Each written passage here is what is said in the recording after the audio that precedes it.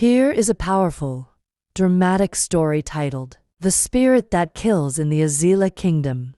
Part 1. Deep in the heart of Ezeala Kingdom, surrounded by ancient Iroko trees and guarded by rivers older than memory, there was a story the elders refused to tell. A story whispered only at night. A story feared by every man, woman, and child. It was the tale of Ioku, the spirit that kills without mercy. The first signs. At first, the kingdom believed it was an illness. People would go to bed strong and healthy, but by morning, their breath was gone. No wounds, no cries, no struggle, just silence. The elders gathered at the king's square, their faces trembling with fear. "This is no sickness," said Elder Ofadal. "This is the work of Ioku, the ancient spirit of burning shadows.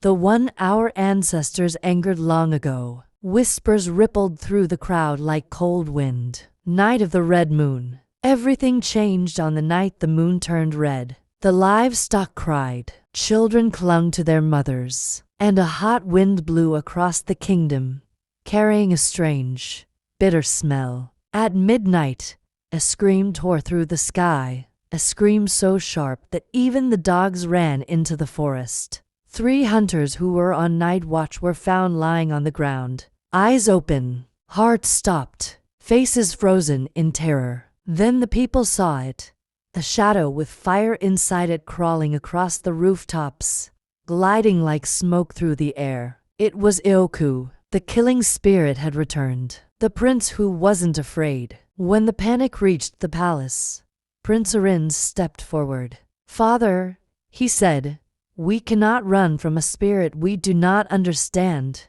Let me face it." But King Akwaraji shook his head. "No man has ever faced Ioku and lived." Still, Arins was determined. He went to the oldest woman in Ezeala, Nwani Osha, the blind seer who lived near the Forbidden Forest. She smelled the air, touched the ground, and whispered, "Prince, Ioku does not kill without reason. Its anger comes from a wound the kingdom never healed. To defeat the spirit, you must uncover the sin of your ancestors." Arins's heart pounded. "What sin?"